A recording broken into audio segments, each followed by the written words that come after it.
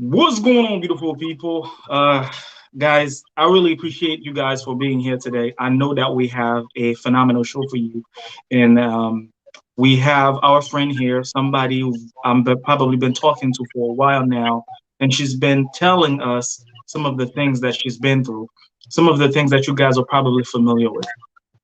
As you already know, our good partner, Uplifting, Unbreakable and Uplifting, she's also here in a corner, waving at us right now.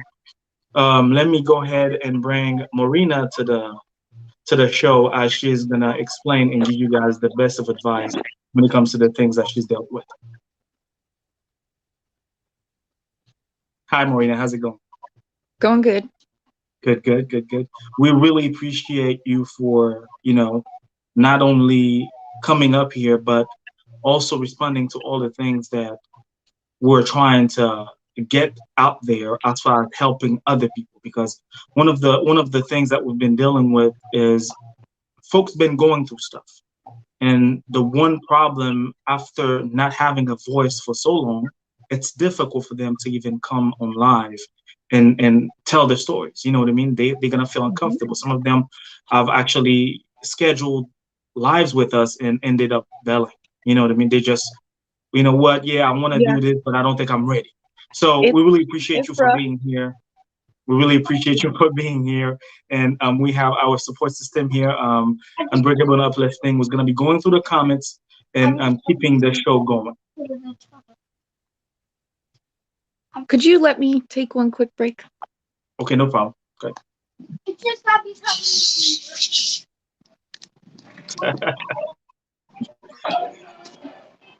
Dexter, will you please turn it down? So yeah, we're gonna get a few people get on here. We already have How are you doing? one person getting in. Doing better. Okay, let's see what we got here. We have one viewer so far. I'm putting everything on social media right now as we speak, so that everybody know that we are live.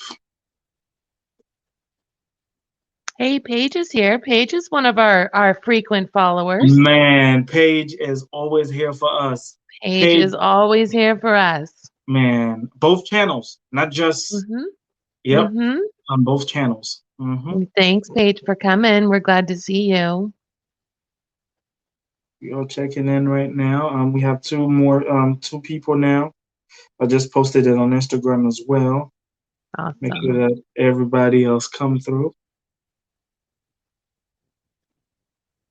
Give me just a second.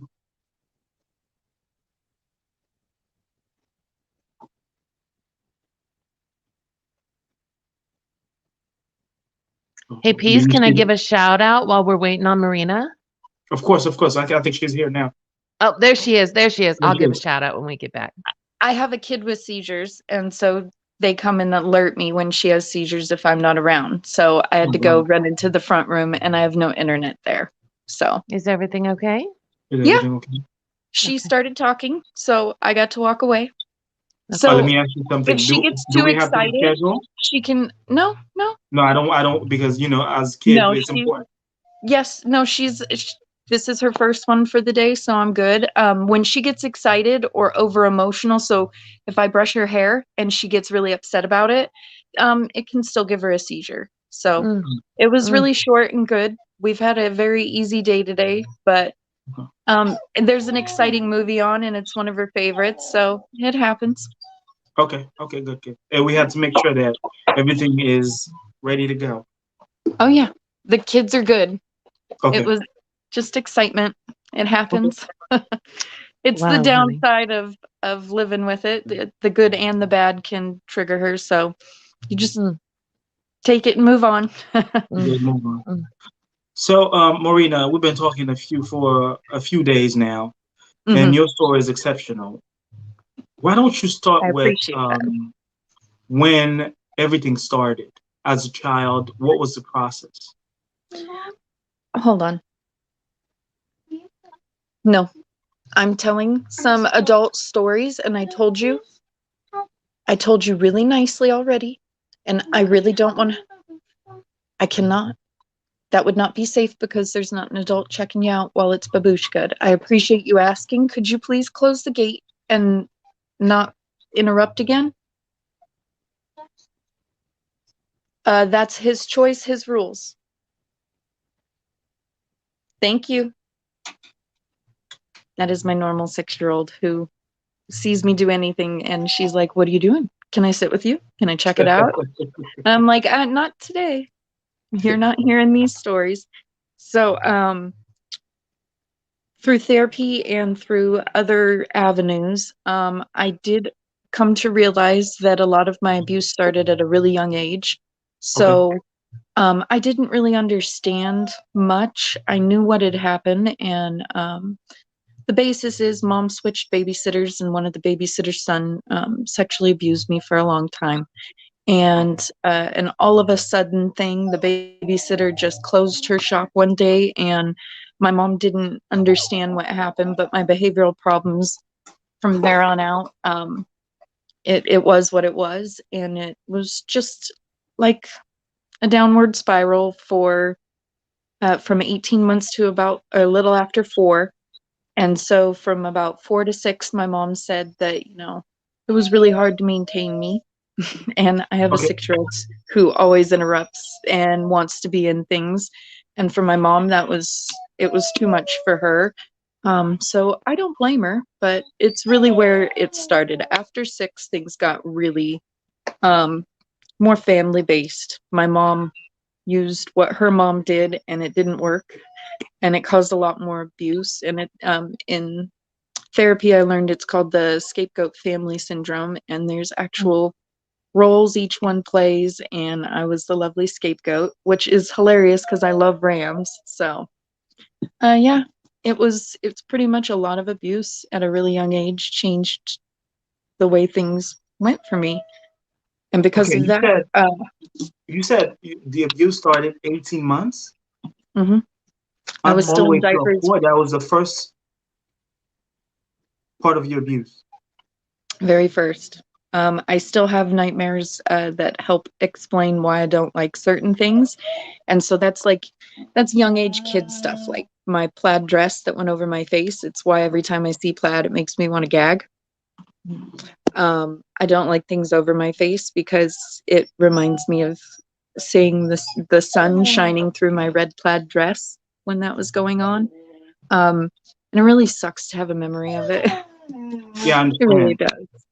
But I'm grateful for it. It answered a lot of questions. It helped fine-tune the path of healing I took from it. But it also came with diagnoses that didn't make sense, and more therapy was needed. And it took a lot of trust for me to open up and talk with my therapist and get an actual proper diagnosis for me of complex post-traumatic stress disorder. There were so many things that my mom denied that in my head, I wasn't sure if it was real or not. Was this just something, you know, like it? Sometimes you wonder, did I remember that right? So it was really rough, but I just really stood strong on I'm going to be a better person than that. I'm not going to do what others did to me.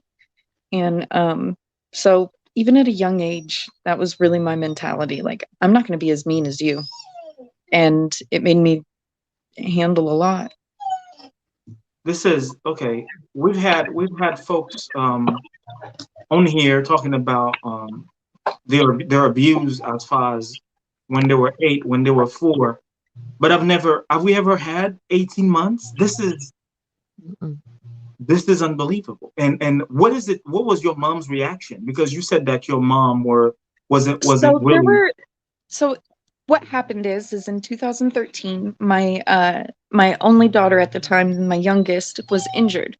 And I lived in the hospital for about 6 months, came home and started having these dreams. And I assumed that they were just dreams. I did not assume that they were real. And I told my mom that I'm just having these really weird dreams. So she asked me about them. And she was like, that sounds very oddly familiar, Marina. You might want to talk to your sisters. So I did. I asked them.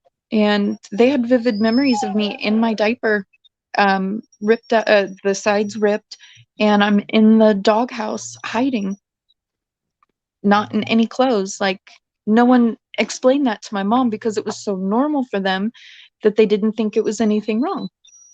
And the So, entire time you were taken advantage of. yep. I still struggle with sleep. I prefer lights on so that I cannot worry. But I've gotten a lot better. I'm really sorry. My puppy is not happy. That's No. understandable. He's in tune with me, and I know he knows I'm a little. He knows when I get nervous. I'm really proud of him for that, but not with his whining. No, that's understandable. That's understandable. But there were plenty of signs. It's just my mom had never dealt with sexual abuse, so I don't think she understood them. And I don't know if she would have recognized them, but so the situation is that the babysitter, one day mom picked us up like everything was normal, and the next day she went to go drop us off that morning, and the babysitter's doors were closed. There was no one there. So before my mom passed last year, I'd say it was about 3 months before, she's like, Marina, I can't sleep. I need to talk to you. You have to hear what I remember. So she explained to me there was a time after the babysitter shut her doors just abruptly that she said a couple weeks later I found where she lived. I went and drove over there and talked to her because we had years of friendship. I remember Halloween stuff we did together with them. Okay. So it's one of those things where my mom was like, I asked her what was up, and she was like, business, matter of fact, yes, no, nothing. Oh no, it's just family stuff. Oh, blah blah blah. And my mom said, so Bonnie knew, and I was like, oh, thanks. I mean, I'm really grateful to get that clarity. I'm sorry that you didn't know what was the baseline of this going on. I still have tons of problems from it, and I'm 35. So there were things in childhood like medical issues that she did not give the time to. Everything I was complaining about is founded now in adulthood, which is very frustrating to experience. But I'm grateful I finally have the answers. I'm grateful to know this stuff. It just sucks that my mom could have done it for me and got me better care a little sooner. Okay, so basically at some point you don't know if your mother knew or she I just. don't think she understood it. I don't. Okay. She'd never dealt with sexual abuse. She dealt with a narcissistic or two narcissistic parents and her own, sloth of abuse and traumas she went through. So I understand that. But like her mother medically neglected her, and then she ended up doing the same to me. I have kids, special needs kids, so I just couldn't understand medically neglecting your child. Yeah. I resent having to give my kid meds. When I'm doing it, I feel the resentment. But at the end, when she takes her meds and doesn't spit it out, and I know that we have something to combat the seizures with, I do feel relieved. But like I would not do her meds because I resent it so much. You know what I mean? That's understandable. I just didn't understand how my mom could do the same. No. This is an adult conversation, and you are a sweet little girl. You need to get going. Close my gate. Sorry. That's fine. So okay, from 4 to what happened next after 4? Now that you basically have Mom you and dad understand things a divorced little bit that more. same year. So What's that? I literally was ripped from the babysitters and that situation. And then I had my dad very briefly, and then he moved, and I was alone in an all brown neighborhood. Me and my mom were the only white peoples on the block. Okay. So both my sisters are not white. So it's one of those things where by the time I was 6, I started getting beat up by the neighborhood kids Okay. for the main reason of just being white in their neighborhood. Okay. And so it was just a different abuse, I guess you could say. Yeah, yeah, yeah. Um, and my mom always told me I was lying. So I learned to Mm. lie about it because the truth was so ridiculous to her that maybe I could get her to believe my lie and I might be a little safer. And that's not what happened. And then to watch my sisters go and play with people who would beat me up, it Makes you was feel rough. all alone. Yeah, it was rough. Wow. So basically, And from sexual abuse to physical abuse, getting bullied and everything, and to your mother not listening, or rather, she knew or she decided to neglect you, medically speaking, you are just surrounded by not knowing who to talk to, no security, no protection. You just oh, by yourself. my dad was gone on his downward spiral. It wasn't until his death that I understood he abused drugs pretty heavily. Okay. He himself has his own baggage from his family. Um, I've only heard stories, so I can only speculate, but I could understand that if there are true stories that he himself had his own traumas. But this is the thing. We all have this, and that's one thing that I also want everybody watching to understand. You do not bring another soul to this world with putting all your baggage on that kid. If you Yeah. like, I don't care how it happens. Even if you weren't paying attention or you didn't want it, but the minute this baby is out, understand that you have the responsibility to break the pattern. And that's where a lot of people struggle. I've watched a show where the guy was struggling with himself, with the drug addiction, and he made a promise to himself is that from the point that my son was born, I'm never gonna drink again, and that's what he did. Kids went to college. He did everything he had to do. He made the promise to never drink again, and that's the problem with a lot of people. If you're gonna bring a child to the world, you have to change your patterns. Honey, So, what age exactly you realize? Okay, at this point, since I'm all alone, what's next? What is it that I need to do to provide myself? Because from getting tortured by so many people, at the end of the day, as humans, we always look for a backup plan or what's next? What is it that I need to do? to be honest, I just begged my dad to move in with him. And I'm going to be very honest that I think I'm religious. I believe in God. I don't care what anybody else believes in. I support everybody having difference of opinions and religions. I Yeah. just believe in love. So I believe that God really protected me. Um, I handled the abuse really well. And I kept making that promise to myself that I wasn't going to be as ugly as them. I wasn't going to be as mean as them. Hmm. And there were plenty of times I failed because I was a child, but I'm just going to be honest. I really wasn't as ugly as them. That's So good. I I understood that like everybody's different and these are their choices, but I'm not doing that. Yeah. And eventually I just was off on my own a lot and I was okay with it. All of my friends were like from different areas, I guess you could say. Like I knew some jocks, I knew some, so and so's and so and so's. I was very eclectic. I was the one who could float between all crowds, Okay. like since elementary. So to me, um, I enjoyed getting out of my house and getting on my bike and riding out of the neighborhood all the time. And so I called them my like little adventures or some escape. Like I would just ride off. Escape mode. Yeah. Hmm. I apologize. I'm gonna have to go check this. The little 6-year-old's yelling. Okay. No Yeah, problem. No. okay. Yeah, okay. Let's go ahead and check the comments, Unbreakable, to see. There's a comment that I'm reading right now. Women, not the only ones who get Yeah, abused and have PTSD. No, absolutely. GD, we've never said that. As a matter of fact, we've been looking for folks, for men to come on here and to share their stories.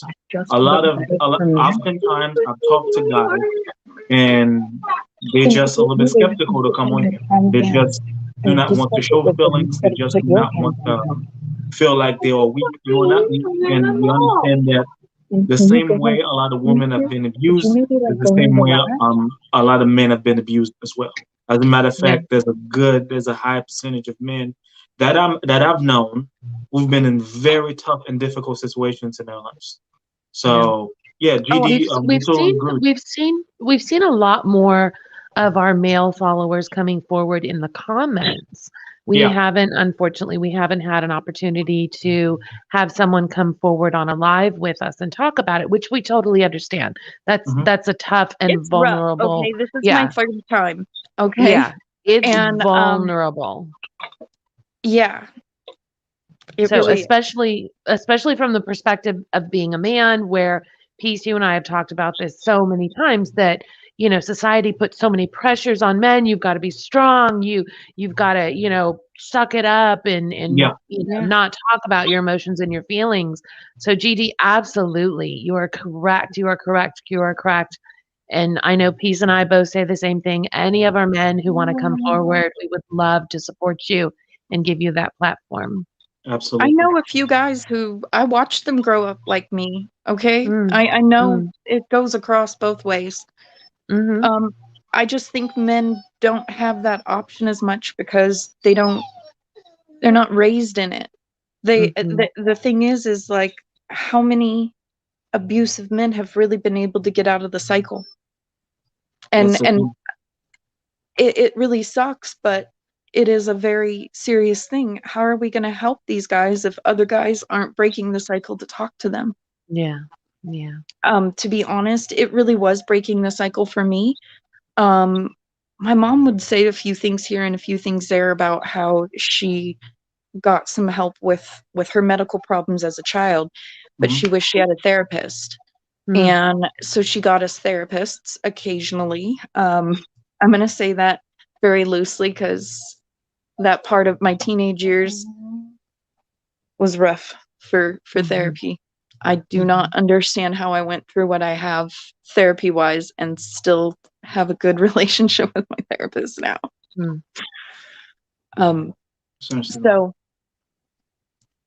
So you said so now you move with your dad, and I said I was just wishing and praying for that. No. I literally was getting jumped and just calling my dad as often as I could, asking to visit him, see him, and I had no idea he was on drugs. Oh, wow. So what happened is I turned 10 and we moved, and I had no idea why we moved. Okay. And my sisters hated me for it, and I didn't understand that I was technically the reason. It wasn't until I went to therapy with my mom that she explained to me at the age of 10 there were death threats left in our mailbox and on our front door that they were going to kill me. Wow. And it was very racial. It was very clear. And when my mom made the choice to move, I was to blame because we needed to move for Marina. So it started a really bad start at 10 to that. Wow. This is I don't. My only thing is, you expect parents to be on your side regardless of what it is. If I realize that the neighborhood that we live in is not good for my son, my job as a parent is to. So just go, because I'm not mad at you. I don't have to blame him for that. It's not the reason why. Right. You see what I'm saying? So with that being said, there's no need for me to entertain the idea that, you know what, we're gonna move, but you're the reason why we're moving. You need to calm down. Stuff on top of you, on top of the things that she's already dealt with, and that's to put that on a child. Is already a problem. To put that on a child. I know. That's if tough, you guys Marina. Would like a little reference, my mother had to raise her 5 siblings from the age of 4 and up. So my mom was very used to expecting highly of children. She also was obviously unaware of the sexual abuse I experienced. So I don't think that was even taken into consideration. My other dog is napping. pretty hard. Oh, okay, that's fine. We don't even hear. Oh, she's kicking my butt, literally. She keeps pushing me over. Move. I was like, how am I smushed over here? Sorry, it's That's big fine. dogs for you. They just want to be on top of you or touching you or something. You know, moving, and I now lived with her mother. So she scapegoated me when she realized I was the scapegoat. And my sisters joined in because it got a lot of slack off of them. So my oldest sister, she was the golden child. My middle sister was the lost child. The explanation is pretty simple in the names. Mhm. 1 second. Mhm. Peace, I went through that I same exact apologize for thing. that. Okay. Wow. Same thing. There was 3 of I us understand. from a first marriage.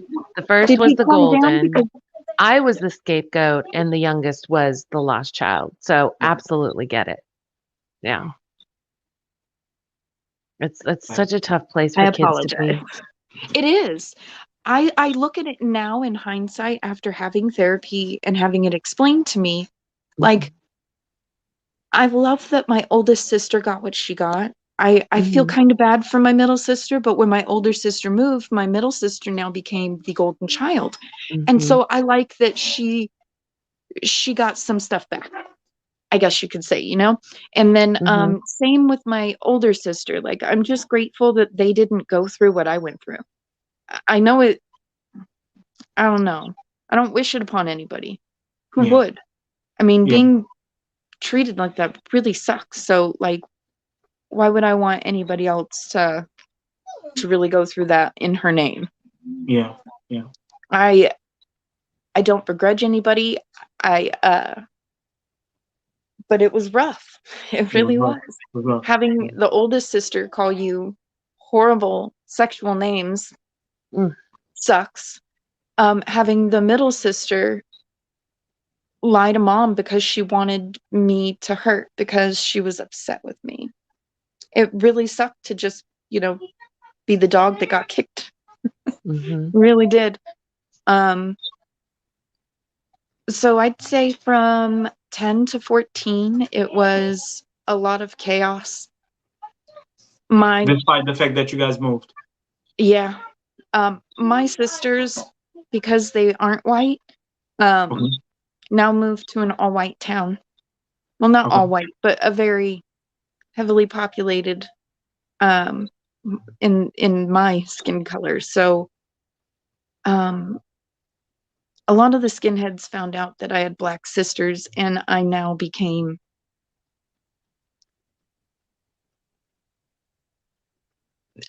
they called me very mean names and beat me up often because I didn't get a choice in who my older siblings were. Mm. So I What? remember. Mhm. I was about I, to say, what is it that you? so What is it that? so I don't What's know what going on? words are Everywhere you okay. go, something's going on. Mhm. Someone's against you. Yeah. Yes, I can't just live my life. That is honestly what it felt like. Like, I know I should be asking why me, but I never really understood the concept of that question. It does it. I just don't find it necessary to appease the why me. I just don't. So I always just was like, what's next? What do I do now? How do I Mm-hmm. fix this? How do I get out of this pickle? And I don't know, my from 10 to 14 were some of my proudest moments of myself because I got jumped pretty bad a few times and I still made it out, and I wasn't going to be them, and I wasn't going to be as mean as them, and I Mm-hmm. was going to continue on. And I did. What Wow. else do you do? Like, honestly, it wasn't until my dad died that I realized that death would be better. And so I did have a really hard time. But at that time, we were going to family therapy. And in an actual therapist's office, my sisters got to complain about me all they wanted. My mom got to complain. And as soon as I complained about anything they did, it was, Marina, you're not accepting responsibility for what you're doing to us. So it was rough to be scapegoated by an actual therapist in family therapy and just have to sit there and take it. And so, I did. Okay. Hearing that I was the root of their problem, I really did, like, I saw rationale in being dead. They would be relieved. They'd be free of me. I wouldn't cause anybody problems anymore. I'd be at peace. Like, I legitimately thought that would solve everybody's problems because of everything I was told my whole life. Like, so not only you've been going through a lot, when you finally thought that a therapist was going to help you out with it, the therapist like, no, you know what? We're going to circle everybody in the room. You are the problem. I had like a glimmer of hope, and then after about 2 of them, like, I can remember this one ride home, I was so car sick, but I was so angry because I was like, this isn't gonna help. What age were you around that time? Right before my dad died. No, right after my dad died. It was right after my dad died. What age was that? 13. 13? 13 to 14. I was just a troublemaker. I didn't give a fuck about anything anymore. At this point, yeah, if I tried my entire life to tell you the truth, and you know, that's why me and Uplifting always talking about that. Sometimes we're gonna see people do stuff and we only reacting from what they are reacting to. Mm-hmm. We don't know what started the trouble. We don't. No one cared. Like, nobody cared. It was very shocking. At some point, it's like, you know what? F it. Nobody wants to listen to me. My dad is no longer here. My mom, you know, is not paying attention to nothing. My sisters were right behind me. I moved to this neighborhood. It's a problem. I was in that neighborhood. It's another problem. I've been sexually abused, molested from 18 to 4. Still going through those trauma, baggage piling up. What is it? Like, what is it that you know what? F it. I'm here now. So now I'm going to be, I talked about that in one of my videos. What usually happens is you become the mad dog. You are so mad at everybody for not hearing you. Everybody called me a bottle rocket. And I was like, nope, I am a rabid dog. I just want to, I want to rip you to shreds. That's how mad I was. And I mean, I look back and I had a right. My mom in therapy even told me, you had a right to be that angry. You had a right to be that distrusting. If we would have known that was going on, it would have made so much sense, Marina. And I was just like, you didn't know? I'm over 30. I'm over 30. Thanks. This is crazy. Thanks for the, you actually did really good to not trust us. This is ridiculous. Wow. That is a narcissist trying her best. And you know what? I took it. I took it and drank it like it was a bottle of wine, and I deserved that buzz. If that was her intention, was to make me feel good, fine. I will remember that for the rest of my life, though. So 14. That was the best you had. 14, so at 14, I was going to run away. Okay. I was just going to run away. And I stole my mom's car. Oh. And yeah, it didn't end up too well. And so I went to a safe house because I was afraid to go home. And about 2 weeks later, my mom and my auntie picked me up to transport me themselves across the border into Mexico to a very specific program. It's run by the WASP Association. That's been further shut down, but restarted as different companies. It was WASP when I went there. And so I went to a lovely program called Casa by the Sea. And about 3 weeks before, like, I ran away, on the day I ran away, I found the, I couldn't remember if it's a VHS or a CD or a DVD, but I found the brochure of the programs she was going to send me to. And so I was frightened that we're not doing that right now. I told you, nope, not in the study this time. Okay, you need to be behind the study gate. And I'm going to count now to 3. I'm being very kind. 2. I told you, as long as you do this, we get to do a lot of fun stuff when we're done. So now you're at 2, and I really don't want to give you a 1 because then that's going to suck. Can you please shut? Thank you. I love her dearly, but she is a challenge. No, that's understandable. But no, so she sent me to these programs that I ran away because I saw the DVDs. I knew it was an actual like boarding school, I guess you could consider it that. Mhm. But this is in 99, so what really sucks is child welfare laws are very different. And so there's a lot less caring where your mom pays for everything. It was really abusive, and it was psychological abuse. Tons What was of the purpose of sending you to that camp to begin with? What is it that your parents were My planning to mom accomplish? claimed it was to save my life.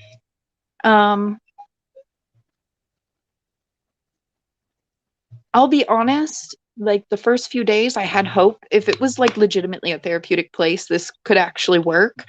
Okay. But it was about 3 days of hope, and then it just was not. It was no different than living with my mother. How so? What happened in the camp? So it was, you are on a level basis, and so you have 0 privileges, all the way up to you can walk free and even write rule violations for younger or lower levels. You couldn't talk if you were on a certain level.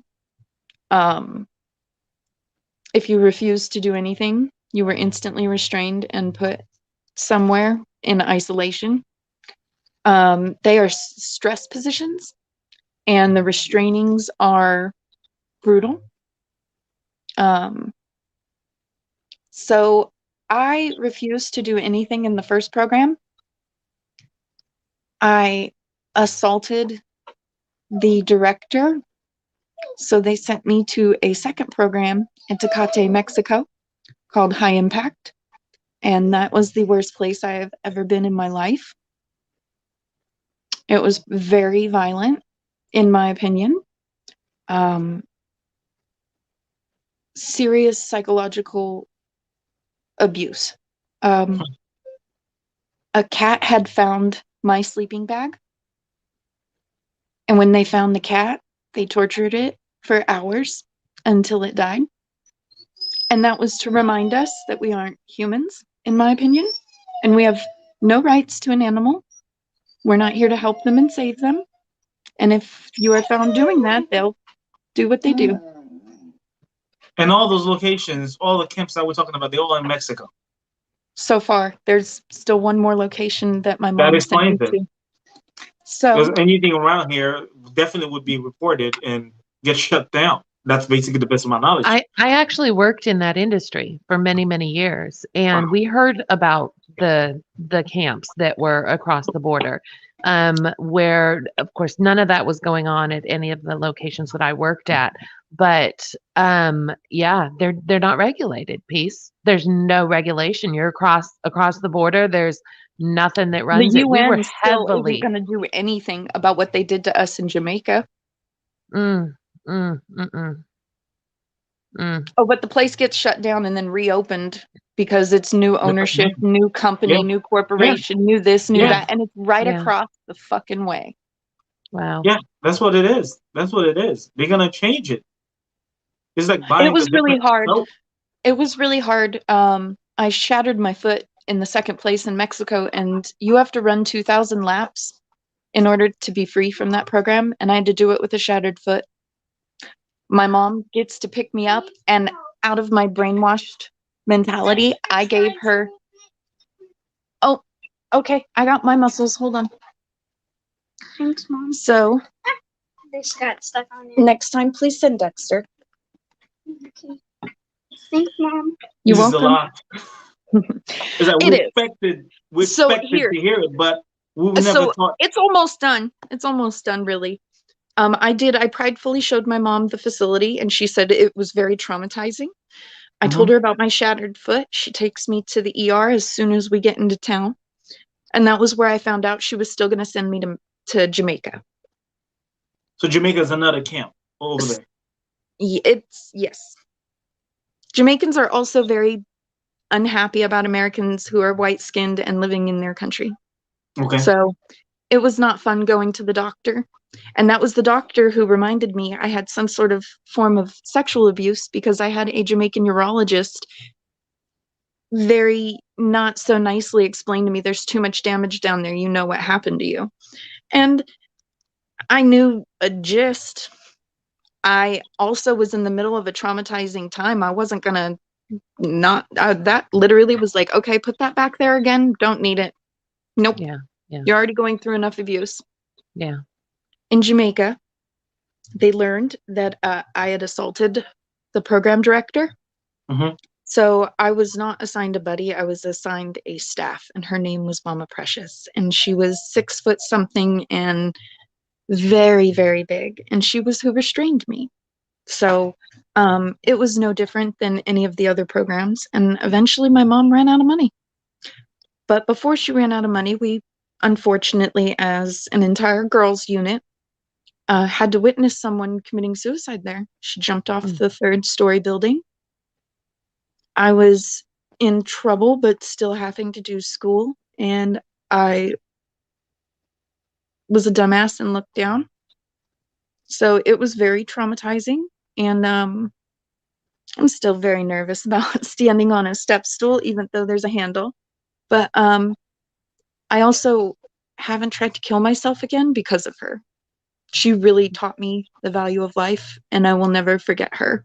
And she helped me remember, no matter how shitty it was and how like rational it would be to commit suicide, that I would never do it again. And I will always remember her for forever because of that. She definitely has saved my life many of times I've wanted to die.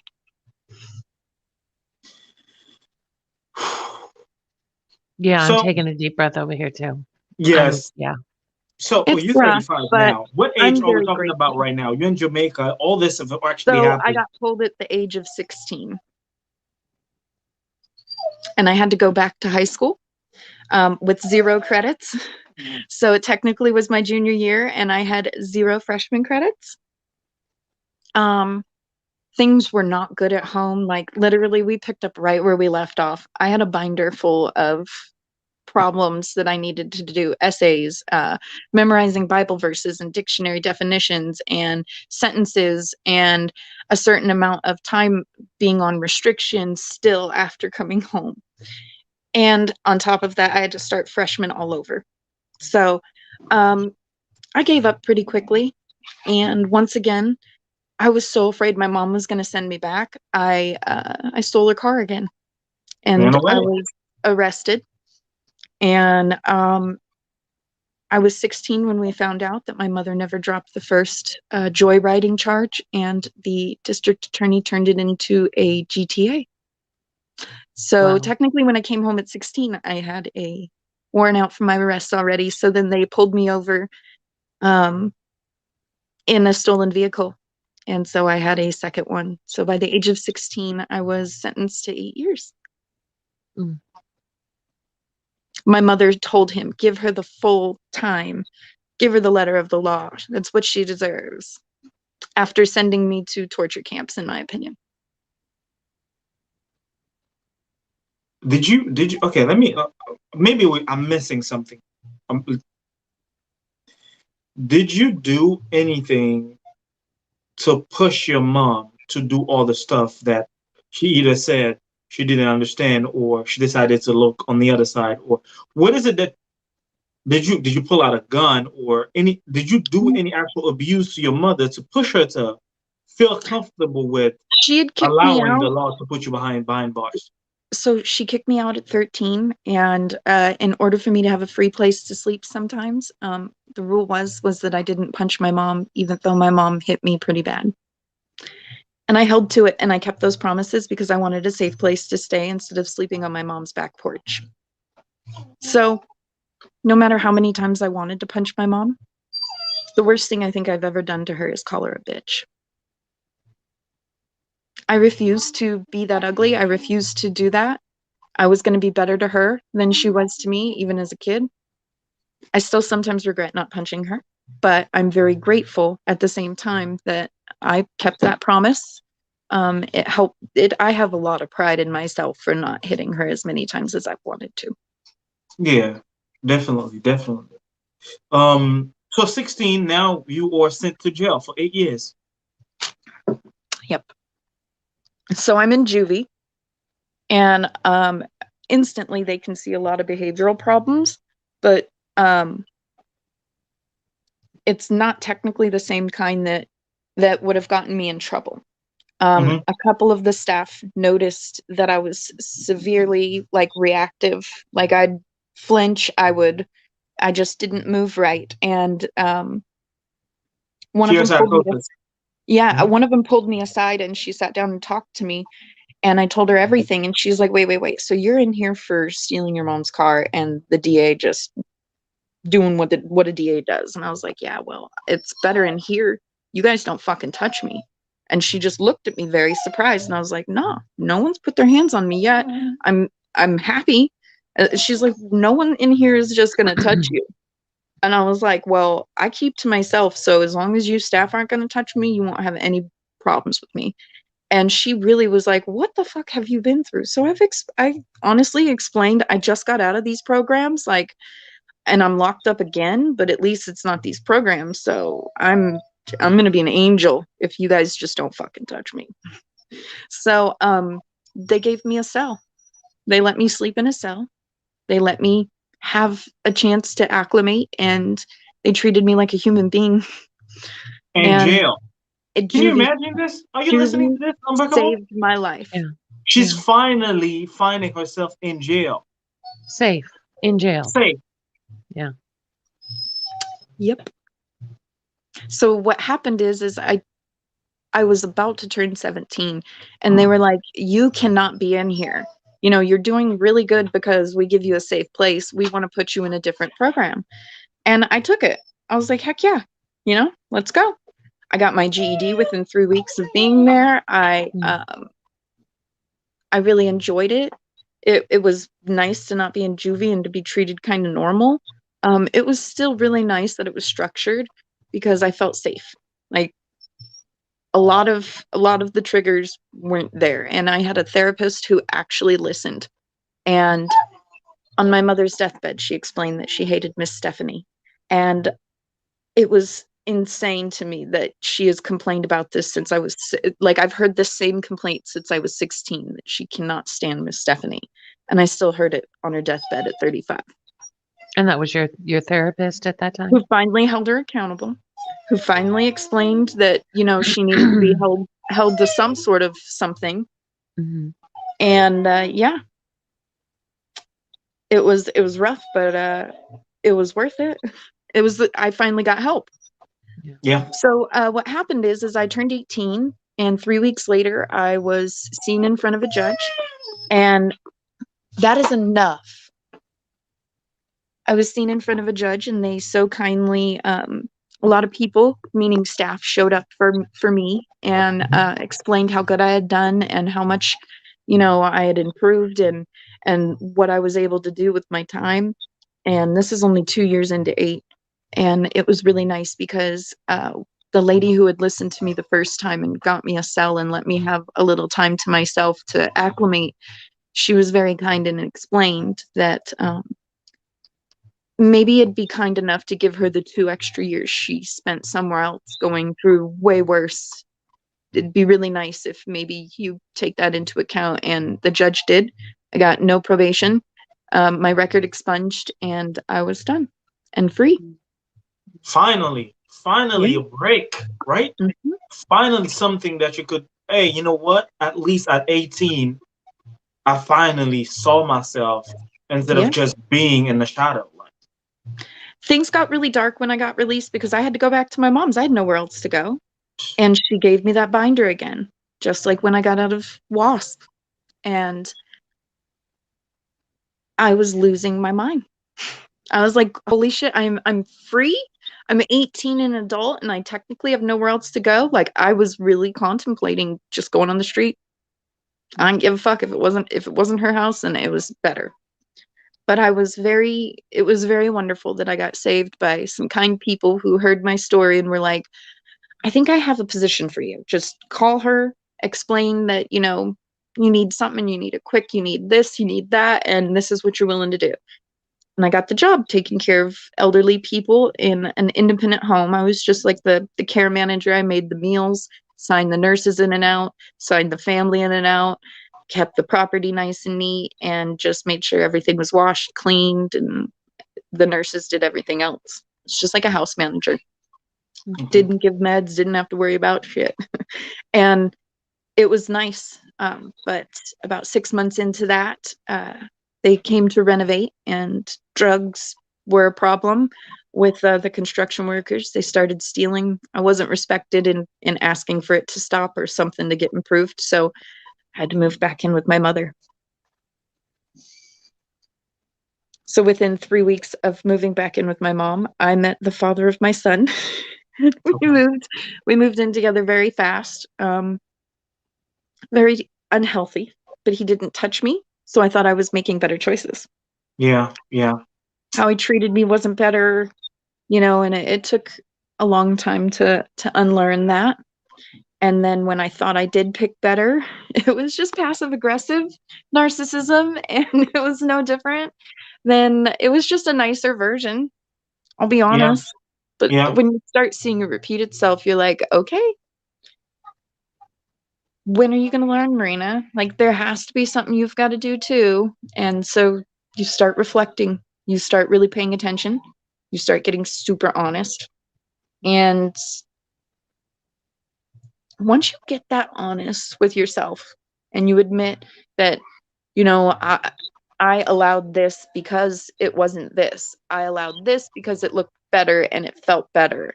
It still wasn't healthy. I didn't give it enough time, you know. But that's a common mistake that a lot of folks who've been abused as in their childhood. Well, yeah, because what felt good to me was unhealthy. Like, honestly. So but you said it yourself. The first guy never put his hands on me, you know what I mean? But at the same time, no, I'll take it back. He put his hands on me once and then I left. But it was one of those things where we had years and years and years, no physical violence, but oh boy, some of the things he said and some of the things he did were just no different than the mental abuse my mom and the program were like, you know? So I really didn't upgrade. Yeah, it was nice to not have someone who put their hands on me, but wouldn't it be nice to be like respected more? So you learn real quick. You're like, oh, I want that. I want that next time. Yeah. You had so much programming, though. I've talked about that before. I mean, that's what you were conditioned to. It's what you were used to. That was, as sick as it may sound, that was your comfort level. That's what you knew. Yeah. That's what you knew. Because now when good things happen, I'm like, is this how it, hold on, but is this how it normally feels? Oh. I mean, I could get used to it, but this feels kind of weird. Yes. So, yeah, it's one of those things where you have to really, if you're not that honest, then what's going to happen? The first thing is being honest to yourself, because once, like you said, the first relationship is that, oh, maybe there's something new. Maybe what they're showing me is different. And then they started with the verbal abuse. They started with the emotional, and then it got to the point where it got physical. And I appreciate you for stepping away, because she said from the very, very first time he put hands on you, you walked away. Because I get violent back. I grew up in violence. Like, I can't have violence in the house because it's my own trigger. Like, first off, I don't like it, but also, like, I grew up fighting. I will stop a fight, and I shouldn't have to. I should never have that ever again. I don't want to. And so if it's not respected, then bye. As soon as someone raises their hand to me, I'm like, you don't want to do that. Please don't. Please don't. Because inside, I have a little Marina inside there, like, just punch him. And I grew, but I still recognize her. I'm like, bitch, you kept me safe before, but like, this isn't the time. I got kids, so go sit back down. Yeah. Thank you for being there, though. I remember when punching people was totally fine before you became an adult and it became assault. Yeah. So, I miss it because it's what I grew up with, but like I know how unhealthy it is. Why do I really want to punch anything? Yeah, and you, like you said, you have kids. You have to think about the future and what they're gonna be like if you're not around. Like, what if that's all they see, and that's how they think Yep. it's supposed to happen? Like you, Mhm. like you. For real. Yeah. Yeah. I'll admit that, like, I just knew I never wanted to be touched again, and so I held to that, and I did not back down, and I kept that boundary. But excuse me, but it's still one of those things where you're just like, how did I allow all the other stuff? Mm. Is it because, like, my mom used to say, you've lost my love for the day, Marina, over things like chores. If I was in enough trouble that she came home and was in a bad mood and I tried to get her attention, it was, go away, you've lost my love for the day. So with my first boyfriend, it was, I love you, I love you, I love you, I love you, I love you. We all know what love bombing looks like, but Yeah. to me, I was just like, I've never got that. Yeah. So the first time he said it, I was like, I know, thank you. That's how traumatized I was. But he lost his shit on me because I didn't know how to respond to that. No, of course I didn't. It was you lost my love to I love you, I love you, I love you. Yeah. How do you expect me to respond appropriately to that? Yeah. You've never had it. Yeah. No, and he literally was like, I'm really sorry, I shouldn't have done that. I won't lash out like that again. That just really hurt my heart. I really do care about you. And I'm like, yeah, you have to understand this the first time I'm in normal world outside of my mom's house after being told for X amount of years. over 5 years, you've lost my love for the day. So I'm sorry, like, slow down. You are damaged. I can't even take your compliments. Yeah, like I really can't take your compliments either, bro. So it was rough because you're sitting there like, I've never heard this. It's got to be real. Like, it's got to be. But at the same time, I was frightened every single time he said it. And I assumed that because it was frightening, it was real. It was love. No, that was the survivalist. Hey. Yeah. But in reality, I just thought because it was different, it was okay. It was different. I have never felt this before. Let's just go with it and see how it goes. But it still was unhealthy. So, okay. Now you thought that you've found, which is something that Unbreakable and I have talked about, the fact that we finally got somebody and we thought that this person is going to treat us better, especially after explaining the things that we went through, especially after telling them that we are damaged, we are in the healing process, we're trying to understand things, and they did the exact same thing that you did not expect them to do. So from you walking away after he decided to put hands on you, what's next? What happened next? Around what age was that? I was pregnant with my son, so 2008. Well, 2007. So to 2008. No, wait. Okay. Yeah, no, 2008. Sorry, I'm horrible with dates. It is a part of C-Ptsd, numbers, and I'm dyslexic. So please give me like dates, times, numbers, birthdays. It's rough. So it's one of those things for me where I found the father of my daughters. I thought that I was just going to take care of myself, be an independent woman, and do my thing. And then I thought I fell in love again. A passive-aggressive narcissist is a really beautiful soul in the beginning. Yeah. Like, they can sell a lot of things really clearly and easily. And I would say that was the time I really thought I was going crazy. I was like, he's such a good guy though. And it was still abuse tactics. And it sucked because it just looked better. So I thought I was making better choices, and I thought, oh, this is really you, Marina. You just are crazy. And in reality, it was just constant abuse. His passive-aggressive narcissism led to some deceit, and the deceit got our daughter injured severely. And I swear by this, but omissions are just as bad So Oh, I yeah. call omissions equally deceit. Oh, yeah. So yeah, my whole life changed after that. So a couple months before Abigail was injured, Dexter, he was 4.5, turning 5. And Okay. I noticed that he wasn't on par with some of the kids at the park. I asked one of my girlfriends, who I knew did special ed kindergarten, if she would help me understand what's going on. Went to the primary, had the appointment, but everything happened with Abigail, so Dexter was not evaluated on time. So everything that happened to Abigail, it was up in the air, but I assumed as an autism spectrum disorder. So after Abigail came home, she had a traumatic brain injury. She now has cerebral palsy with severe or grand mal seizures. She has like 3 to 5 a day on a bad day. On a good day, we get 1. She's had a few seizure-free days, but hold on 1 second. I hear the kids.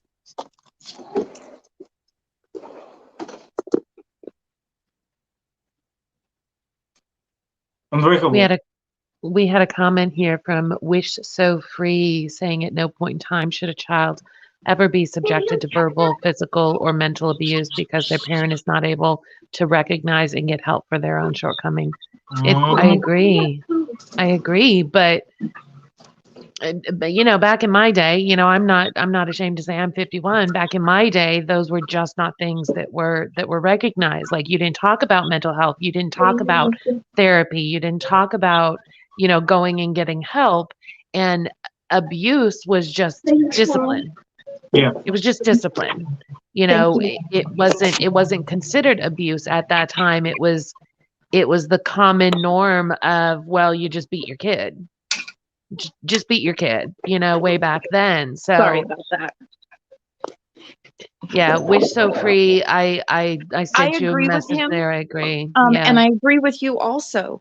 The truth is that mental health back in, okay, so I was born in 85. I mean, it wasn't that developed. When I was going through my suicidal stuff, because I chose to use the medication that my mom got me through a psychiatrist to kill myself, they only gave me addiction counseling. They didn't get me my own therapist to understand why I was trying to commit suicide. Yeah. If you don't know the source, how are you going to stop me? What's putting you into the mindset of trying to take away your life?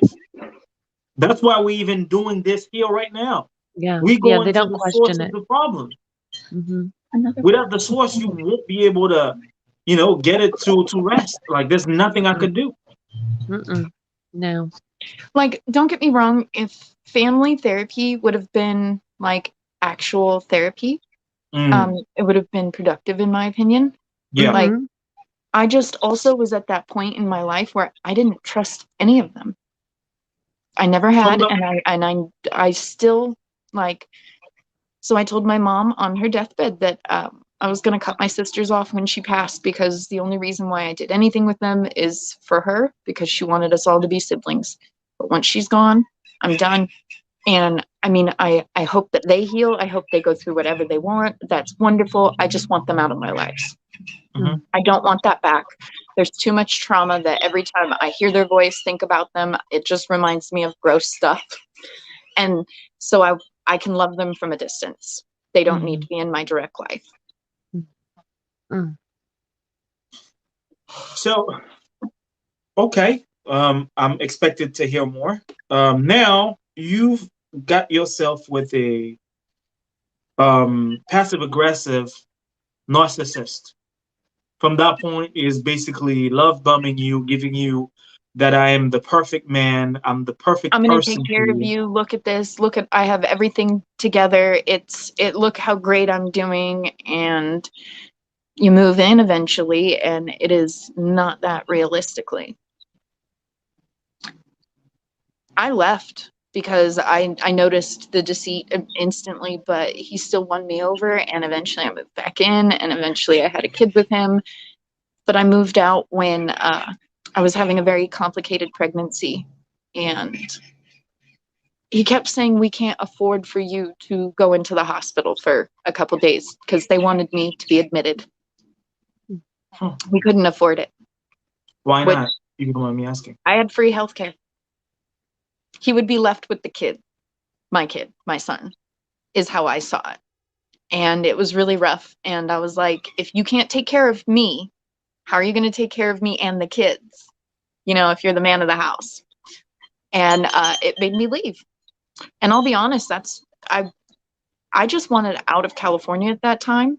So what happened is once he started doing his fair share with our daughter, and we were doing great co-parenting, I had an opportunity to move out of the state, and I wanted to. I wanted to be done with having my family around. I wanted to be done with all of it. I just wanted to start fresh and do my own thing. And I did make a dumb choice. I will 100% admit that. But Dexter's father had been wonderful. Like, he had been coming every birthday. He was consistent with phone calls. He did video chats. He paid child support. I really thought he was sober. I really thought he had stopped drinking. I thought he was doing great. He really appeared to be. So I took the opportunity to moved up to Portland, shared Abigail 50-50 with Quentin, 3 months on, 3 months off until she started school so that she could have something serious and consistent. And it worked. It worked great for a whole year. It was really, there was enough time for her to transition home. And there was enough time for her to still get enough parenting time with both of us that was consistent and unique, but it was long term. And we had enough video chatting in between that it was working. And I was really grateful for it. I really was. And then in 2013, she was injured. Wow. And everything changed. All the trust that had been built with the shared custody was gone. I figured a lot of the deceit out, and I was just grateful Abby survived. I was grateful that Dexter made it out of that situation the way he did, but we later found out he is autistic, and so he went through his own trauma with his dad. Wow. And it was rough because I had 2 special needs kids all of a sudden. Getting the autism diagnosis helped us with getting like more specialized care, and it helped a lot. Same with Abby. She had CHLA set us up in our local area with so much help. So fresh out of the hospital, I had 24 hours alone, and then everything was set up the next day. So it kind of sucked only having 24 hours to settle in, but it was worth it. It was. I got both kids back together. We moved in with Quentin again, Abigail and Eleanor's father again. I chose to move back in with him because I didn't want Abby forgetting him. She had a lot of brain damage, and he was gone a lot in the hospital, and I was always there. So I was very concerned about like her future having him. And I knew he didn't do the hitting and hurting part. I knew he probably made some bad decisions, but I wasn't holding that against him. I was just grateful he was okay with trying again.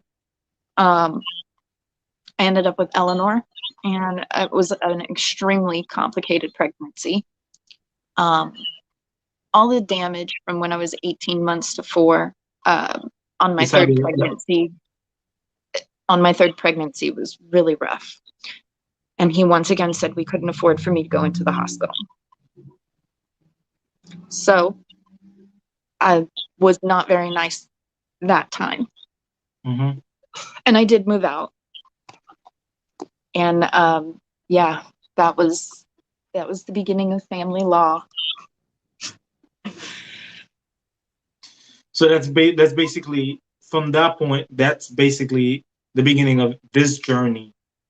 Yep. Of us finding you. 2014 is really the beginning of my healing. Okay. My youngest really was the glue that held us together. And that was when I realized that I never really mourned for my kid. I just went straight into mommy mode.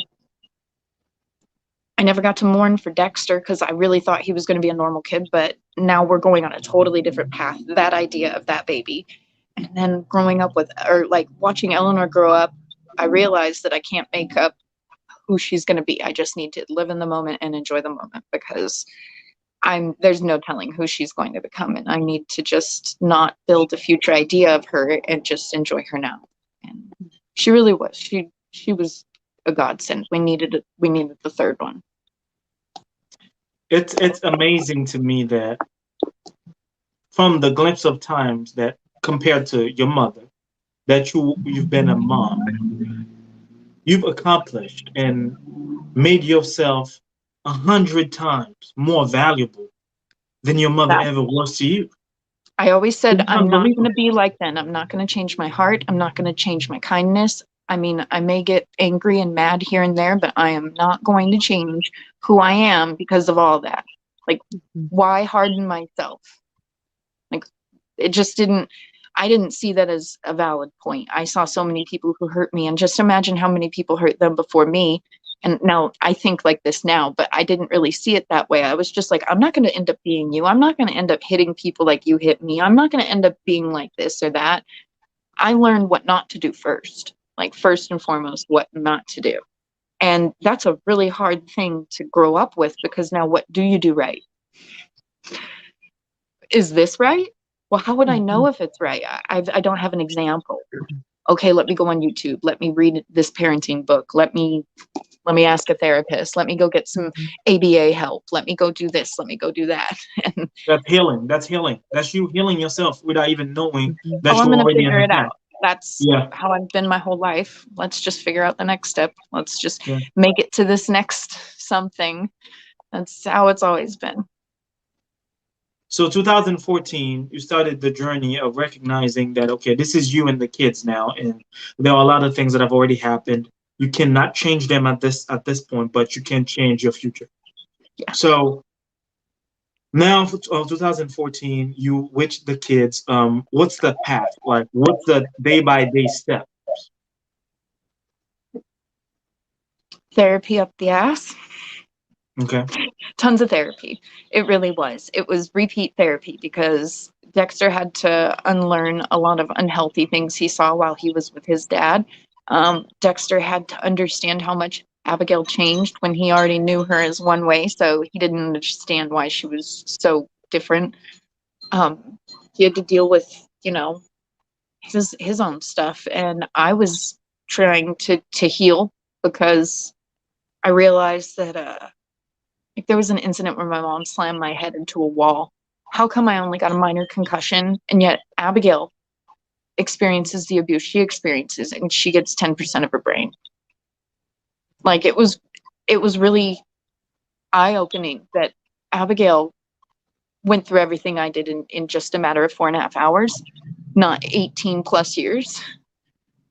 It was rough to understand that I needed to be that honest with myself, that I went through that kind of abuse. I went through that violence, and I made it through. How come she couldn't?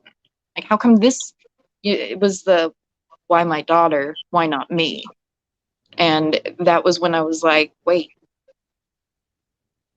you did have that.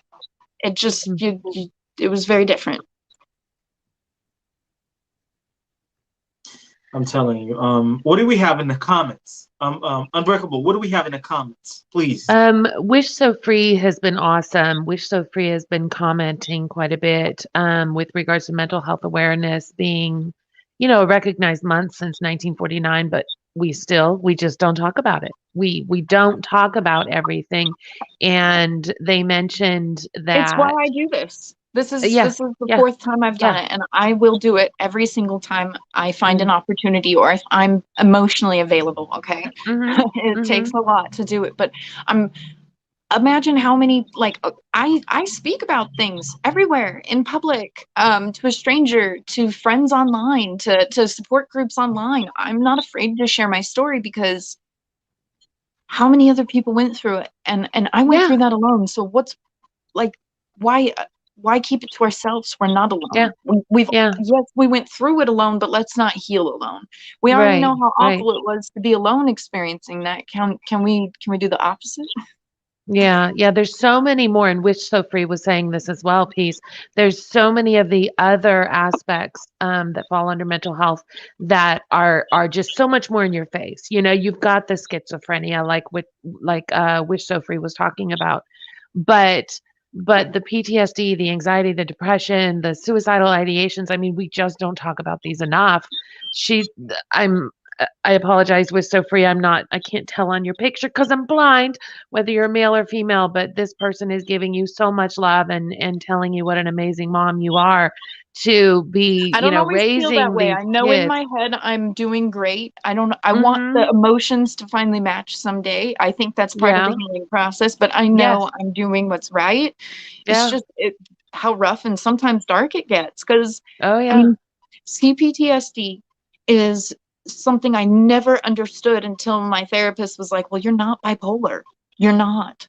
He's like, I cannot see you as that. You don't understand. I see so many different patients. This is not bipolar. And I was like, but I've been Mhm. told that my whole life. Like, come on, now you're just now telling me it's a misdiagnosis. He's like, it's one of the most used Mhm. misdiagnoses. Mhm. He said, look, And you've been through so much abuse. Could you just hear me out? And I was like, Yeah. he's got a Yeah. point. Hold on. Yeah. Yeah. And and it's just that one time that it finally clicks, like, maybe you should listen. yeah, yeah. And that's the type of conversations me and my wife usually have after each show. Wish So Free is my wife. That's my wife. Writing all the comments. We always have those conversations. And we always sit down and think about every time after each show. We sit down, it's like we look at our son. We're like, okay, what is it that we need to do? Mm. What Mhm. is it that we need to do for with ourselves, which gonna benefit our boy? You know what I mean? Cheater, It's cheater, like, pumpkin eater. it's so important to really look into those things and have uncomfortable conversations Yeah. because you don't know what people been through. You have to open yourself to understand who they are before they met you. Because people expect everything to go, oh yeah, everything's beautiful, this, that, this, that. I had a life before you. And if people Mhm. don't understand that, the relationship won't be able to move forward. And Right. with all the medical explanations behind everything, unless you open yourself, you might not even know the person you've been married with for 10 years. You might not even know a glimpse of what they've been through or who they are. That's what it is. Yeah. Yeah. Yeah. So important. So important. So I would have to say that when I started really like looking into the child development that I would need to do for the kids and really Mhm. pouring myself into my children, I I was like, oh, I understand why my mom had such a hard time with me. It is so time consuming. And Mhm. she like I started to find myself making excuses for her Mm. and excusing this and excusing that, even though I was like, okay, I'm healing, I'm going through this, I'm talking to a Mhm. therapist, and Yeah, oh, my mom had it rough too, so it's okay. And then after a while I was just like, no, it's not. it's not. Yeah, No, wait, no. because I And could have been the same mom, but I'm not. Like you could have been the same person doing the exact, or even worse to your kids. But so you, this is what everybody said to me. Everybody was like, I don't know how you do it, Marina. And I was like, I didn't know I had a choice. pretty much. I just was going to leave my child in the hospital and let Right. my autistic son get abused by an alcoholic and just run off into the distance like, oh, I give up. Mhm. Hair Didn't know that blowing was in a the choice. wind. Yeah. For real, I was like, No. that's a choice? How is Mhm. that a choice? You don't That get to doesn't give up sound as like a parents. choice. You know what I mean? Mm-mm. It doesn't. I'm like, that. Mm-mm. Whoever thinks that is a choice needs to come and talk to me before they make that choice. Yes, Mm-mm. yes, please. Yes. Yes, Just saying. yes, yes. I saw, you know me and TikTok. I saw on TikTok today, a gentleman came on there and said, I'm doing a TED talk in 10 seconds or less. And he said, you can't babysit your own kids, Pretty much. right?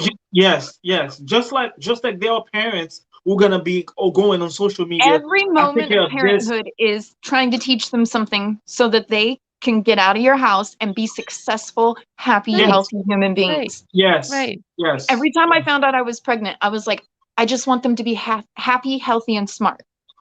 Now, That's I all it is. still feel very dumb that all 3 children, I was like, smart, because I swear I'm battling genius right now on 3 separate levels. But I am really grateful because they are happy and they are healthy Mhm. and they're smart. Yeah. So, I mean, I've gotten everything I've asked for. Mhm. I'm immensely blessed. It's still rough.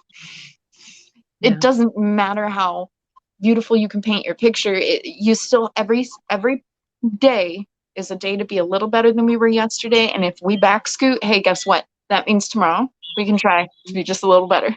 Yeah. Yeah. Mhm. I mean, Mhm. if we're woken up that day, let's just keep moving on Mhm. That's all it is. until That's all it is. until you are asked to go somewhere else. Just do the best you can. And I try my best to understand, like, I know when my brain gets a certain way, I avoid. I do. But I recognize it and I'm like, screw that. We're all going to zone out on the fold out couch, watching a movie, eating junk food. Self-care. We're going to do it together. Yeah. Self-care. Yeah. Self-care. That's it. Yeah. And honestly, quarantine, I started that tradition and it helped me. It was overbearing to put him in my bed, so it was nice to change that up and use the fold out couch. But Yeah. at the same time, it was nice to put us all together. And when mom couldn't get out of bed, we all went in the bed together then. We're going to do it as a family.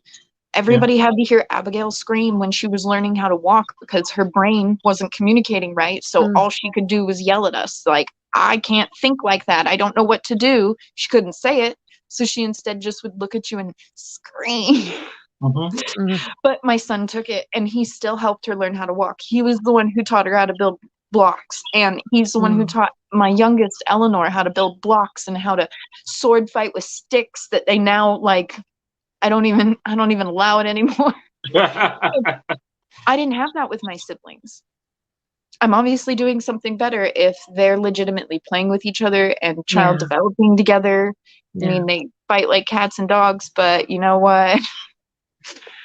I hear that's normal. Yeah. Yeah. Yeah. Yeah. They still do a lot together.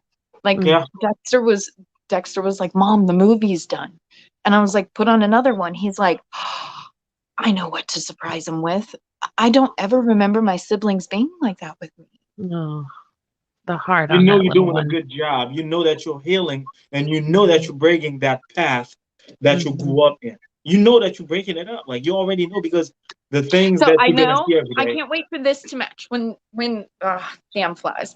When this matches is the day that I'm gonna be like, okay, I'm good. I could die tomorrow and I'm fine. No. I've got a lot more to do. I've got a lot Yeah. more I want to do. That's good. It feels weird to be 35 and finally healing. It really does. But just because 51, darling. I'm a little later than you. 2 years. 2 years in the process. my mom was in her 60s. And I know that's something that me and Peace talked about. So what happened is Abigail was, 3 brain surgeries deep. I still was wanting a relationship with my mom because who doesn't want their mom? Okay. And everybody's telling me she's your last living parent, give her a chance. And she smacked my handicapped daughter upside the head in front of me and I disassociated. And what I saw in my disassociation was me beating her and me looking up and the kids seeing that their grandmother was bloody. And when I realized and came to that it did not happen, I picked all 3 kids up, went back to grandma because I was living at grandma's house still, went to grandma's, and I didn't talk to her for almost 6 months. I moved out of grandma's house without telling my mother, and we were a 5-minute drive away. Wow. So I just straight up cut her off one day, and my therapist thought it was great. He was like, yeah. He's like, it's a really toxic relationship and it's not going anywhere. And after that, I would have too. I appreciate your therapist. I'm gonna tell you this because too many people are so caught up with no. Let's polish the nice story.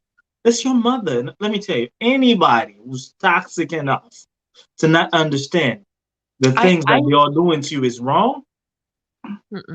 Gotta go. Let them go. I tell strangers, I cut my own mother off. Don't think I give a damn about what you think about me. And everybody's just like, whoa. And I'm like, you need to understand where I stand. That I don't accept what is not what I say. No, then, and you try and cross that line, if I can cut my own mother off, I can keep this boundary. Good luck. Yeah. Yeah. No more budging like that. So my mom ended up getting a cancer diagnosis almost 2 years after cutting her off. And I offered for her to be back in my life. I didn't want her dying without like these grandkids understanding it.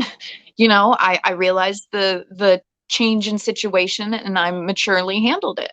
And I was not advised to do this by my therapist. My therapist walked me through over a year and a half of unlearning things, and me doing really good with my panic attacks and my C-Ptsd issues. I learned so many valuable tools in that time, but I literally was a babe when I chose to ignore my therapist and let my mom back in my life because of cancer. I don't regret it. It just gave me a lot more trouble and strife. A lot of great lessons, but a lot of pain. But I allowed it. But I held the narcissistic handbook in my fucking hand, and I ran it. I ran it like a game, because that's how her brain works. I'm going to make sure it works out for me, and it's going to help us both. Mostly me, but my kids are going to, you know, see Bama pass away with being a real grandma, so on and so forth. So I felt like I was ready. And I did. I maintained those boundaries. My mother went to therapy with me, and my mother talked about everything. I regret not bringing up the whole issue of love as much as I should have, because of the last like coherent thing she said to me was about how much she loved me. And for me, you can't say it. Like, you could, but there will be nothing behind it.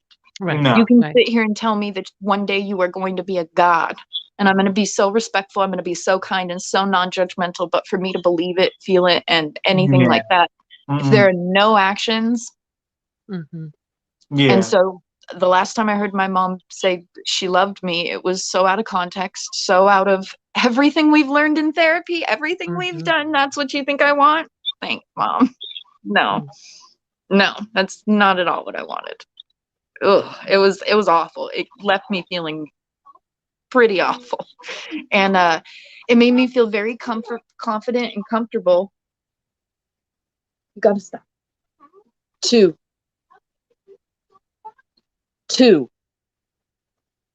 I appreciate that. Thank you. All right, 2.5. Wish So Free says, you can't force toxicity to work. This is it right there.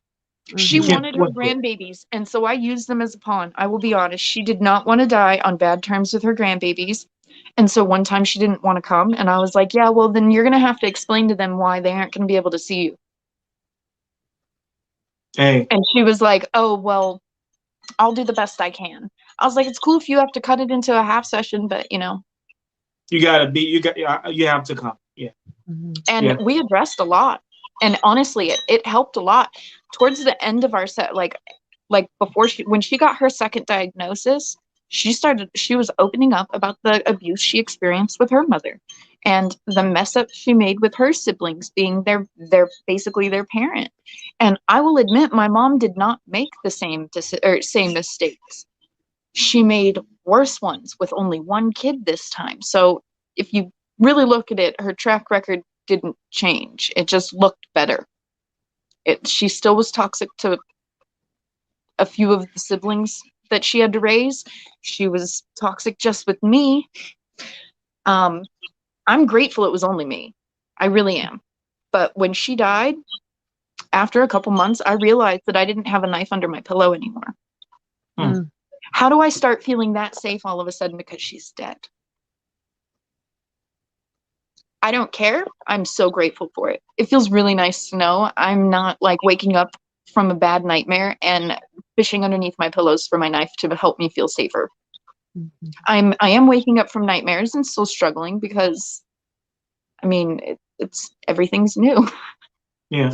Everything is legitimately new, and it is really weird to live life like knowing that you're free of that. And when I cut my sisters off, I felt a lot more like I felt a lot more detached from being the traumatized person I was. I felt a lot more physically, like, better, physically healed. And it was worth it. It sucks that it might have hurt them. I just think about all the times they hurt me as a child.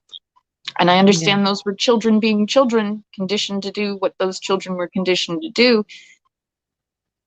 My mind isn't letting me detach from the pain. So I'd rather just love them from afar and be done.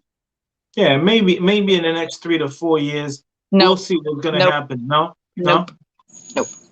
Done deal. Done. Like, they'll probably hear about my death maybe like 3 or 4 months after, because some family member finally decided to tell them. Wow. It says it in my living will that they are to not be notified personally by anybody for my estate. Like, I legitimately cut them out. Legitimately. Hey, if it's what it takes, you do what you got to do. I needed to be done with it. You have to deal with those things. My middle sister would only hit me up if she wanted me to do something for her. And she hit me up in the hospital and asked how I was doing. But as soon as I got out of the hospital with Abby, it never was consistent. So all I was just, hey, Marina, can you help? And eventually you get really tired of that. And I didn't want it anymore. I miss my nieces, but I'm not willing to put up with the toxicity of my sisters for that. I'm not. I mean, I've already had to help raise one of them. I'm not interested in, doing anything for those women. I'm more interested in helping my nieces in any way, shape, or form they want. But I don't think my sisters realized what they said when Mom was passing. Was they said they didn't want a reason to come out to where our town is, because only me and my mom lived here. And I realized that they weren't interested in coming out and visiting me or their nieces and nephew. And so they really didn't want another reason to come out here. So I made sure that any belongings that they wanted of my mom's wasn't in a storage unit, so they didn't have to come back out here. That all went to my house. And then I cut them off, because they don't want to come back out here, and this is where I am. So you don't want to be out here anyway. I don't want you in my lives. It looks like we're on the same page. Peace. That's it. I bet you I could have been nicer. I bet you I could have been kinder, but I didn't want to be. At the same time, they did not want to. Why forcing it? That's completely different. Yeah. Make it easy for everybody. Come and pass. I find it funny my mom didn't tell them, but my mom was pretty good with keeping me cut off from them. She enjoyed knowing that she had that kind of control with me, that she could still say mean things to me and remind me that Marlena said this or that. And I don't know how honest it was. I don't even know if they knew anything about me, really. I wasn't interested in calling my sisters. I really wasn't. They were toxic already. That's not what I wanted. To be honest with you, your journey is rough, but it's a cool back road. I am trying my best to throw wildflowers out as I go down this road all the time, okay? Like, that's how I see it. I'm going to talk about this story forever, but each time I go down it, I am throwing wildflowers out on the really gross road I remember it to be, because the next time I go down this path, it's going to be prettier. No, let me tell you, keep it the way it is, because that's what a lot of people are going to want to listen to. It's like, oh yeah, it's she's ugly. been through it all, and now rough. She still has a smile. The details are rough, but I mean, hold on. All right. Really, Pup? Unbreakable. You remember I was telling you that she has managed to still keep a smile on her face despite all the stuff. Leave her alone. Stay. Yeah. That's incredible. Because I really do live by the. I am not going to change my heart because other people were horrible. Come on, Hiram. Go. Yeah. Go, Pup. You have to be. You have to be focused on yourself. To get out. He's the puppy I didn't technically want, but someone thought I needed him, so I kept him. Oh. And he reminds me of that constantly. So, okay, to conclude now, how are you feeling now that you've been through all of this, and what do you wake up like every day? It is Nervous. Just being real. It is nerve-wracking to wake up to like the level of functionality I have to with a mom of 3 very unique and different kids and still dealing with my own stuff. Living in constant stress and survival mode for 30 some odd plus years, you know, it takes a toll on your body. Yeah. And I'm totally okay with it. I've come to terms with it. I always say, oh, hey, arthritis, I missed you there. I forgot you were in that elbow, because it finally hits me for that day. But like, I always make fun of my wasp foot. I'm like, you motherfucker, you couldn't get it together then. You can't get it together now. Come on, man. Just let me feel 3 toes. I need to do this. And so I just do my best with healing myself through laughter and smiles. And I still talk about the hard truth, but I always make sure I leave on a positive note. I mean, I wake up being realistic, but I still throughout the day find times to laugh, make sure I check in on my kids. I do my checklist for myself. I keep motivational things around my room. I do the best I can, but I have to be at a very high functioning level for the kind of stuff I live with. What would be the best advice? Because each and everybody's story is going to be different. That's the one thing. But at the same time, they're going to be similar. Yeah. It is the hardest to get therapy. It's already daunting to have to be this vulnerable with a stranger. You want to hope that they don't hospitalize you. You want to hope that they don't call CPS. You want to hope that they don't get, like, I'm not joking with my story. I have legitimately had therapists tell me that they can't see me again because this is too traumatizing for them. Wow. And that's okay. Hey, know yourself. Know yourself. Yeah. Okay? Because if you can't help me, who do you know who deals with that? Yeah. Yeah. Fine. If you can't help me, that's cool. Then, you know, you need to do something else. You've got to help. And I don't know, I've just always been a fighter, so I know I have that in me. There's so many different people who are just really passive and don't know how to. I was just more afraid of unboxing it all. Like 18 months old is a very young age to have recollections of things. Yeah. And here I am at 35, still feeling traumatized by seeing a seizure because I just want to go to the prison and show the lady what it looks like. This is a lot. Wow, this is a lot. Definitely therapy. How do you watch your baby have that, and then like all of a sudden I'm just like, I don't forgive her today. Never mind. I don't forgive her. Even though I thought about her that morning and I was like, I forgive her. It's okay. I forgive her. Things are, you know, Abigail is doing wonderful. And this is why I kept him in the crate, because this is what he will do. He will climb on everything and try to get. That's therapy right there, Mama. That's therapy. You know that. That's therapy. I am never not being touched, and I'm somebody who struggles with touch. So I love him. Ow. Go get your girl. He's like, nope. I want to be my part kid of is. There you go. What? No, because I'm almost done. I told you, as soon as this is done, everything else is going to happen. And we all have school tomorrow to get up early for, so please go.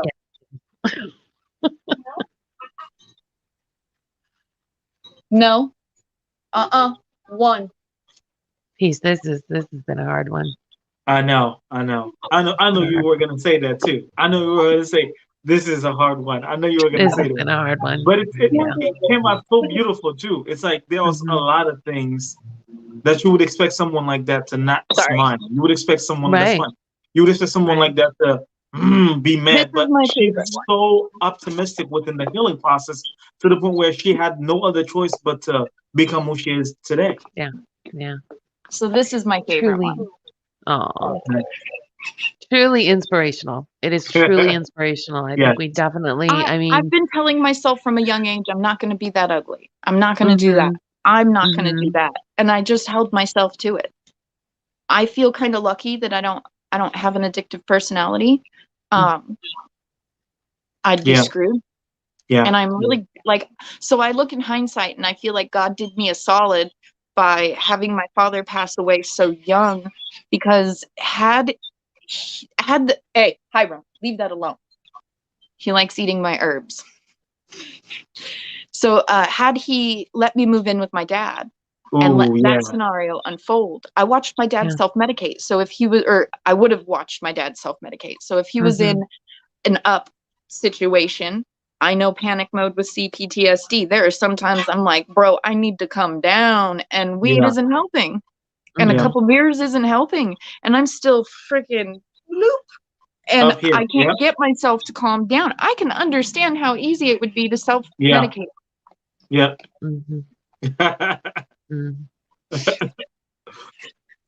Yeah, I understand. Yeah, I understand exactly where you're coming from. I feel very blessed by just that one simple thing.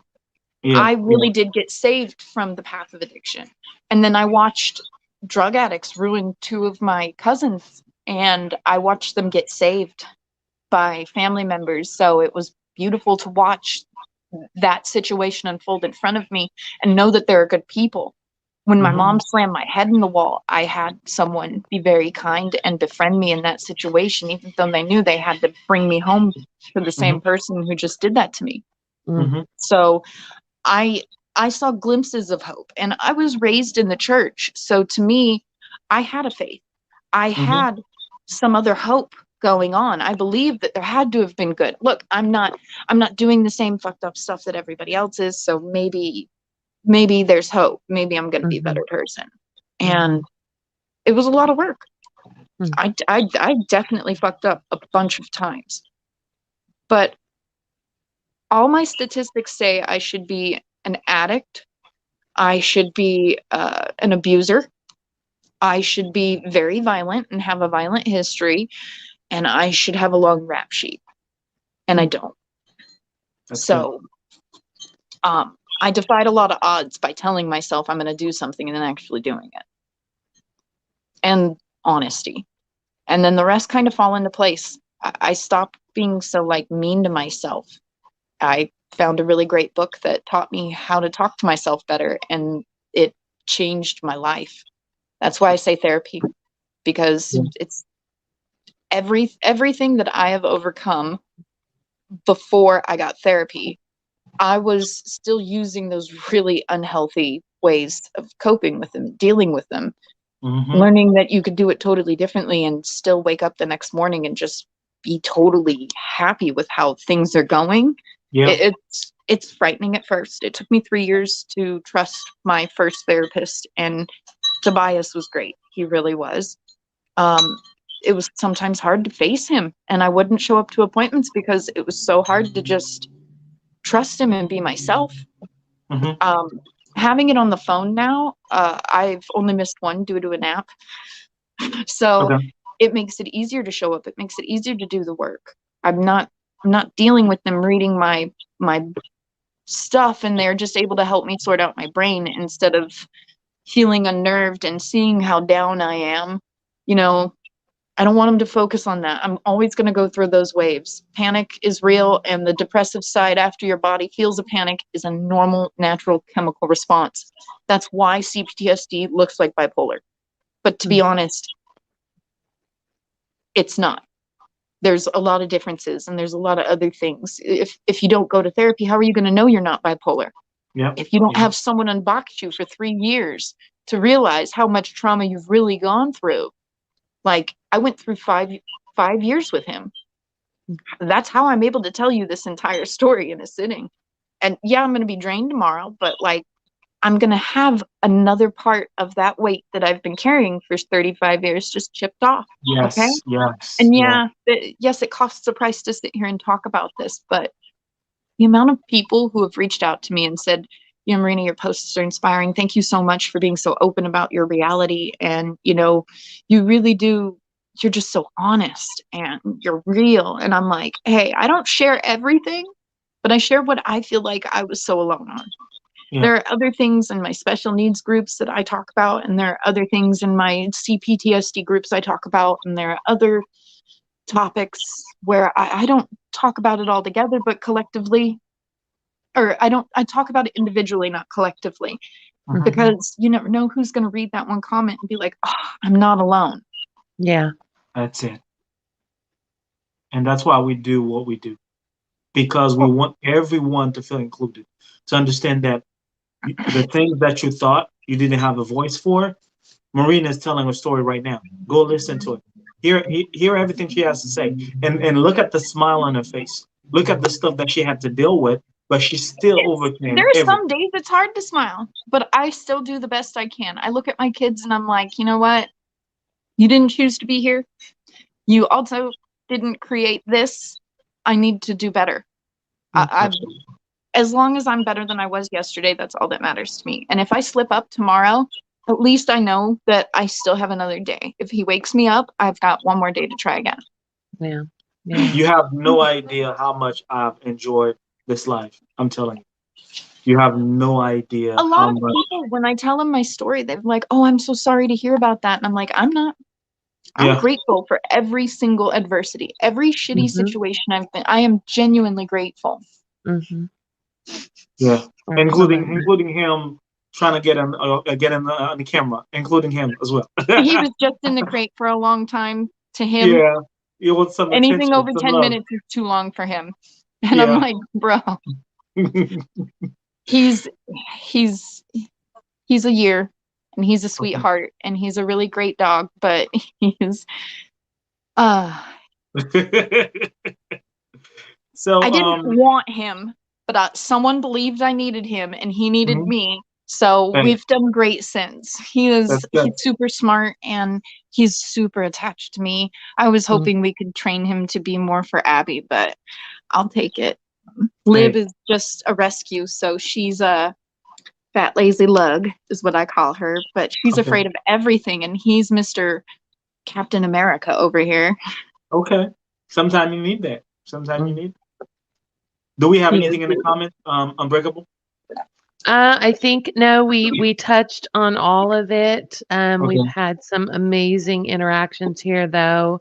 And yeah, Marina, thank you so much for sharing your story, being so brave to just be open and honest and raw.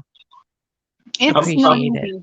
And I would have to say, I know other people, guys and girls, who've been through it all too. There's a lot of us in we call it the TTI community, survivor community, and it really is. It's the troubled teen industry survivors. It was just one other piece of the pipeline of abuse. I mean, honestly, social services or child services here in California said that what my mom was doing was fine. Right. She was cleared every time, but I get investigated for medical neglect because somebody calls and says I'm not taking care of my kid. It's a big difference when you look at the abuse that was once allowed and now you see how it's changed. It's very confusing. I'm grateful. Please come check on my handicapped child. Come check on my autistic kid if you have a question. Like if it's serious enough that you feel you need to call the authorities, do it. Do it. Let them come in. Let them check. I got nothing to hide. So to me, it's important to be that way. If you literally live a righteous life, you're not afraid of CPS anymore. Right. I'm not afraid of their dads taking me back to court. I'm not afraid of a doctor calling. Like I've had a doctor call CPS on me because I wasn't accepting the truth. And in reality, I was, hi Rob, I love you. Come lay down. No, you're gonna mind your manners. No. You're going to mind your manners.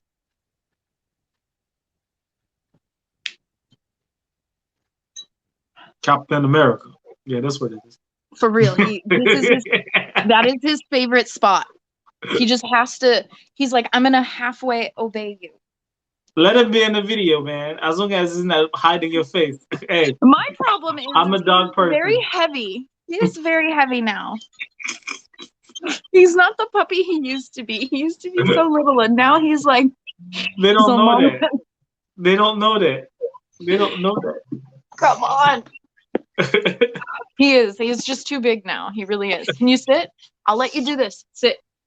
He also doesn't like it when I am getting upset. And he was in the crate listening to me talk about harsh stuff. And he Yeah, won. we heard him. I Yeah. went outside because he wouldn't shut his mouth.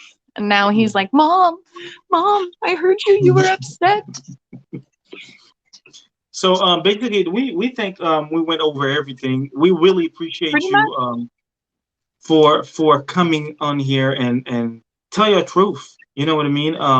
And for all the people watching that are not comfortable with coming out and you know, a little bit nervous, listen to a story. We have multiple stories now. As of now, we have a bunch of stories on both our YouTube channels. We have our partner here, Unbreakable and Uplifting. We've been doing a good deal of work when it comes to bringing people over and have them use the platform to tell their stories. That's gonna help you in the most significant way. You might not think you I coming started on with here. my WASP story. I really did. It started there where I only told those 2.5 years. And then somebody else wanted to hear my WASP story because I went to 3 of the worst WASP ones. And she was like, no, really, like we need all 3 of yours were the worst. I really want you on now that this movement is really coming to notion or to action. And so she started asking me questions about before and how life's been after. And I was like, oh, wow, I really got a shit ton. I got it all. And then that's when I was like, I'm not just going to limit to the troubled teen industry. I'm going to share it everywhere I can. It's no different. I went through a lot of child abuse and I didn't pick any better in adulthood. I know I'm not going to kiss you. Yeah. And so it was one of those things where it's like, it affects you everywhere. And let's just all talk about it all, because it's not just the program I went to. There are plenty of people who went through the same abuse, but like didn't go to a program. Honestly, if I didn't go to the program, it would have been no different with my mom. Yeah. I mean, I would have just, those 2.5 years would be that way. And what would I have done? Possibly killed her. How much more abuse could I have taken before I stopped? Yeah. I won't stop touching you now if you sit. If you sit. That's it.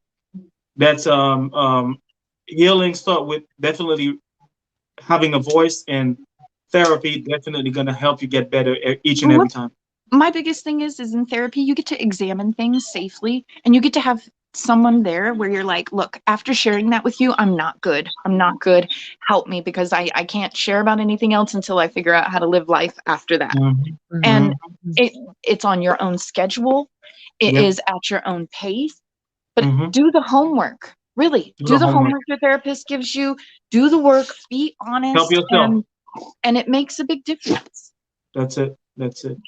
No, I'm not. I'm not letting you up. No. I think, do you have anything else you want to say, Unbreakable?